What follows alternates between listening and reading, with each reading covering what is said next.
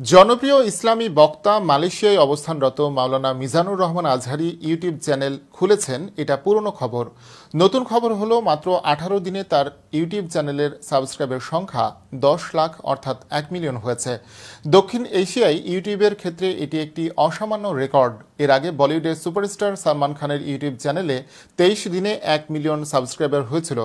রেকর্ডের দিক দিয়ে বাংলাদেশের ইসলামিক স্কলার মাওলানা মিজানুর রহমান আজহারী দক্ষিণ এশিয়ায় প্রথম এবং অভিনেতা সালমান খান দ্বিতীয় স্থানে রয়েছেন।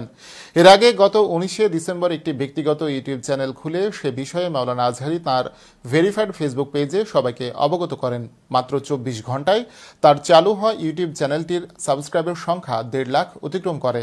কোনো ধরনের কন্টেন্ট ছাড়াই 24 ঘন্টায় 1.5 লাখের বেশি সাবস্ক্রাইবার হওয়া অনলাইন প্ল্যাটফর্মে বিশ্বের মধ্যে অন্যতম একটি রেকর্ড।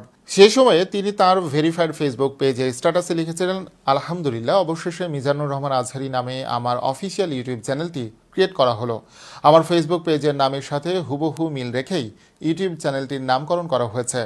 সাবস্ক্রাইব করে রাখুন এবং শেয়ার করুন, ধন্যবাদ।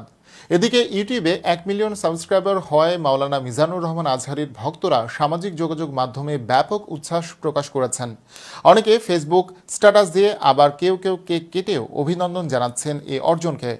অল্প সময়ে এত বিপুল সাবস্ক্রাইবার হওয়ায় দেশের জনপ্রিয় ইউটিউবাররাও বিস্ময় প্রকাশ করেছেন। তাদের কেউ কেউ বলেছেন, ইউটিউব র্যাঙ্কিংয়ে আজহারী এখন বাংলাদেশের নাম্বার 1 সেলিব্রিটি।